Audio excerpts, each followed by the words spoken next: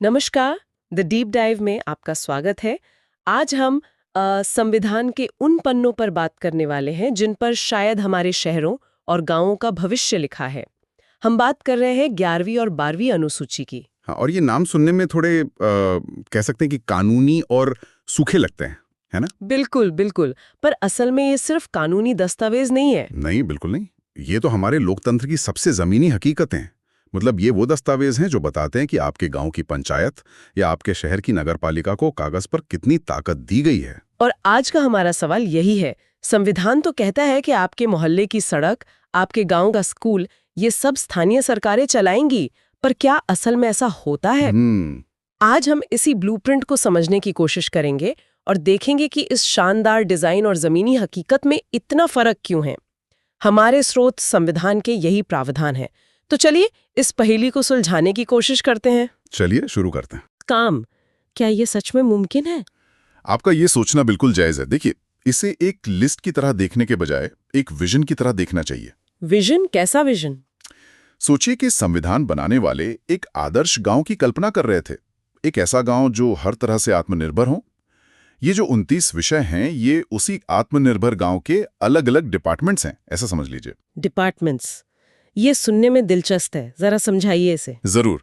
मान लीजिए गांव एक कंपनी है, तो पंचायत उसकी सीईओ है। हाँ। तो पहला और सबसे जरूरी डिपार्टमेंट है कृषि और संसाधन विभाग। अच्छा। इसके अंदर खेती, भूमि सुधार, छोटे सिंचाई के प्रोजेक्ट्स और जल प्रबंधन जैसी चीजें आती हैं। मतलब गांव की जमीन और पानी से जुड़ा हर फैसला लेने का हक। इसी में पशुपालन, डेयरी, मुर्गी पालन और मछली पालन भी है, यानी गांव की पूरी अर्थव्यवस्था की बुनियाद। ठीक है, ये तो समझ आता है। खेती और उससे जुड़ी चीजें, ये तो पंचायत का मुख्य काम माना ही जाता है। लेकिन अर्थव्यवस्था सिर्फ खेती से तो नहीं चलती। बिल्कुल नहीं। और यहीं पे दूसरा डिपार्टमेंट आता है, उद्योग और इंफ्रास्ट्रक्चर। उद्योग और इंफ्रास्ट्रक्चर? हाँ, इसमें खाद्य प्रसंस्करण वाले छोटे उद्योग, खादी, ग्रामोद्योग और कुटीर उद्योग शामिल हैं। एक मिनट, खाद्य प्रसंस्करण मतलब? जैसे चिप्स की फैक्ट्री। हाँ बिल्कुल। कल्पना कीजिए, एक पंचायत ये तय कर सकती है कि हमारे गांव में चिप्स की एक छोटी फैक्ट्री लगे या अचार बनाने का काम शुरू हो, ताकि लोगों को रोजगार मिले। लेकिन ये सब करने के लिए सड़कें, बिजली, पानी तो चाहिए। क्या वो भी पंचायत के हाथ में है? क्योंकि ज्यादातर जगहों पर तो बिजली विभाग या पीडब्ल्यूडी जैसे बड़े सरकारी महकमे ये काम करते हैं। संवैधानिक रूप से हाँ, इसी विभाग में ग्रामीण आवास, पीने का साफ पानी, ईंधन और चारा, सड़कें, पुल और जलमार्ग जैसी चीजें आती हैं। अच्छा। और जो बात आपने पूछी, ग्रामीण विद्युतीकरण, जिसमें बिजली का वितरण भी शामिल है, ये भी इसी सूची में है। यहाँ तक कि सौर ऊर्जा जैसे गैर पारंपरिक ऊर्जा स्रोतों को बढ़ावा देना भी पंचायत के दायरे में है। यहीं पर मुझे एक उलझन होती है।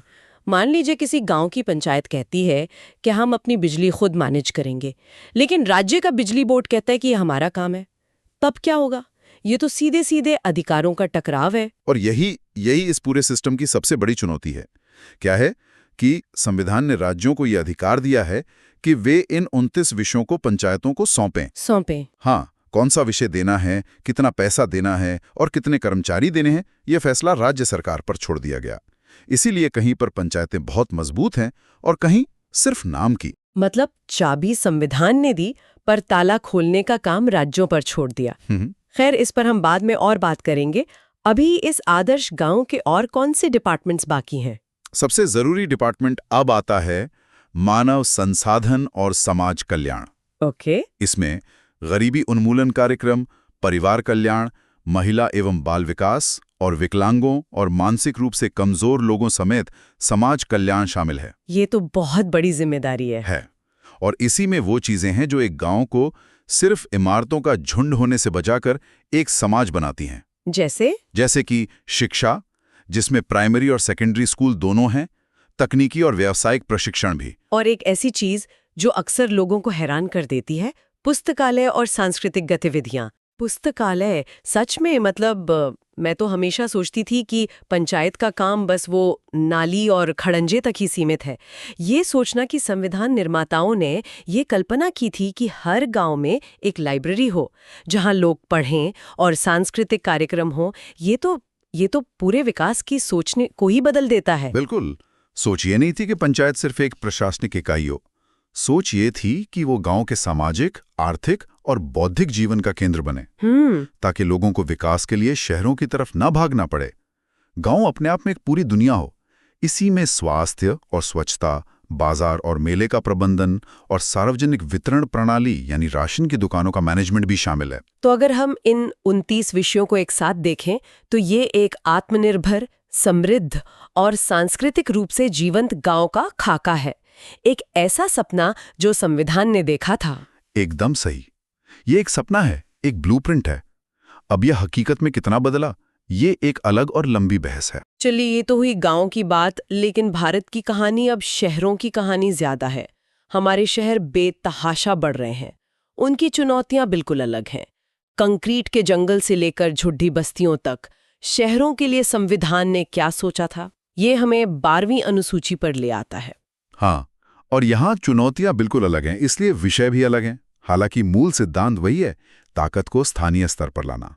अच्छा। 12वीं अनुसूची में 18 विषय हैं जो नगर पालिकाओं से जुड़े हैं, और यहाँ भी शहर के आकार के हिसाब से अलग अलग तरह की नगर पालिकाएं होती हैं। हाँ, मैंने इनके बारे में पढ़ा है। नगर पंचायत, नगर परिषद, नगर निगम। क्या हम इसे आसान भाषा में समझ सकते हैं? ये अलग अलग क्यों हैं? जरूर। इसे शहर बनने की प्रक्रिया के 3 पड़ाव समझिए। नगर पंचायत उस ट्रांजिशनल इलाके के लिए है जो गांव से शहर बन रहा है, मतलब जहां खेत धीरे धीरे कॉलोनियों में बदल रहे हैं। बिल्कुल। ये ट्रेनी लेवल की शहरी सरकार है। फिर आती है नगर परिषद, जो छोटे शहरों के लिए होती है, और आखिर में बड़े महानगरों जैसे दिल्ली, मुंबई, बेंगलोर के लिए है नगर निगम। काम का दायरा और बजट बढ़ता जाता है। ठीक है, ये तो साफ हो गया। तो इन शहरी सरकारों के 18 काम कौन से हैं? क्या यहाँ भी गांव की तरह एक पूरा ब्लूप्रिंट है? बिल्कुल। और यहाँ का सबसे पहला और जरूरी काम है शहरी नियोजन, जिसमें नगर नियोजन भी शामिल है। इसका मतलब है शहर का मास्टर प्लान बनाना। कहाँ रिहायशी इलाका होगा, कहाँ मार्केट बनेगी, कहाँ पार्क होगा, बिल्डिंग कितनी ऊंची बनेगी, ये सब तय करने का अधिकार। लेकिन असलियत में तो बिल्डर और प्रॉपर्टी डीलर ही शहर का भविष्य तय करते नजर आते हैं।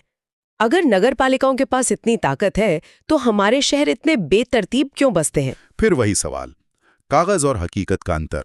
संवैधानिक रूप से ये अधिकार उन्हीं का है। इसके बाद आती हैं बुनियादी सेवाएं, सड़कें और पुल, घर और इंडस्ट्री के लिए पानी की सप्लाई, और आज के समय की 2 सबसे बड़ी चुनौतियां। मैं अंदाजा लगा सकती हूँ, कूड़ा और साफ सफाई। सही। जनस्वास्थ्य, स्वच्छता और ठोस अपशिष्ट प्रबंधन। ठोस अपशिष्ट प्रबंधन यानी कूड़ा मैनेजमेंट। आज हर शहर कूड़े के पहाड़ पर बैठा है, तो ये जिम्मेदारी भी सीधे तौर पर चुनी हुई नगर पालिका की है, किसी और विभाग की नहीं। संविधान के मुताबिक हाँ, इसी में दमकल सेवाएं भी शामिल हैं। फिर एक बहुत दिलचस्प श्रेणी है पर्यावरण और सुविधाएं। इसमें क्या है? इसमें शहरी वानिकी, अर्बन फॉरेस्ट्री, पर्यावरण का संरक्षण और पारिस्थितिक पहलुओं को बढ़ावा देना शामिल है। साथ ही पार्क, बगीचे और खेल के मैदान बनाना। शहरी वानिकी, ये शब्द आज के समय में बहुत जरूरी लगता है जब हमारे शहरों में सांस लेना मुश्किल हो रहा है। इसका मतलब है कि नगर पालिका का काम सिर्फ कंक्रीट बिछाना नहीं, बल्कि शहर को हरा भरा रखना भी है। निश्चित रूप से। और ये शहर के सिर्फ एक हिस्से के लिए नहीं है। अगली श्रेणी है समाज कल्याण, और ये बहुत महत्वपूर्ण है। अच्छा। इसमें समाज के कमजोर वर्गों, विकलांगों के हितों की रक्षा करना, शहरी गरीबी उन्मूलन, और एक बहुत बड़ा मुद्दा झुग्गी झोपड़ी सुधार और उन्नयन। झुग्गी झोपड़ी सुधार, स्लम इम्प्रूवमेंट, इसका संविधान में लिखा होना ये दिखाता है कि संविधान बनाने वालों की नज़र शहर की चमक दमक के पीछे की हकीकत पर भी थी। वो जानते थे कि शहर का मतलब सिर्फ ऊंची इमारतें नहीं होता। ये समावेशी विकास की सोच है कि शहर में रहने वाला हर इंसान शहर का हिस्सा है।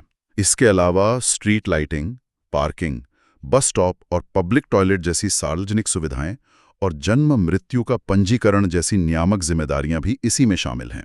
तो कुल मिलाकर शहर का नक्शा बनाने से लेकर कूड़ा उठाने और झुग्गियों को बेहतर बनाने तक हर छोटी बड़ी चीज सैद्धांतिक रूप से नगर पालिकाओं के दायरे में है। ये सिर्फ काम की लिस्ट नहीं है, ये एक विजन है कि हमारे शहर रहने लायक, पर्यावरण के अनुकूल और सबके लिए होने चाहिए। आपने बिल्कुल सही सार निकाला। ये विकेंद्रीकृत शहरी शासन का संवैधानिक आधार है। तो आज की इस पूरी चर्चा को अगर हम समेटें तो एक बात साफ है, 11वीं और 12वीं अनुसूची सिर्फ विषयों की एक सरकारी सूची नहीं है, ये स्थानीय लोकतंत्र का एक, कह सकते हैं, कार्यात्मक खाका है। ये लोकतंत्र को दिल्ली और राज्यों की राजधानियों के आलीशान दफ्तरों से निकालकर हमारे गांव की चौपाल और मोहल्ले की गलियों तक लाने का एक साहसिक प्रयास है। बिल्कुल।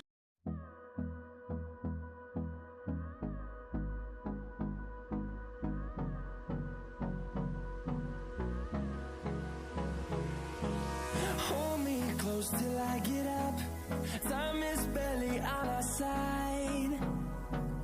I don't wanna waste what's left. The storms we chase are leading us, and love is all we'll ever trust. Yeah, no, I don't wanna waste what's left. And on we'll go, through the wastelands, through the highways, till my shadow turns to sun rays.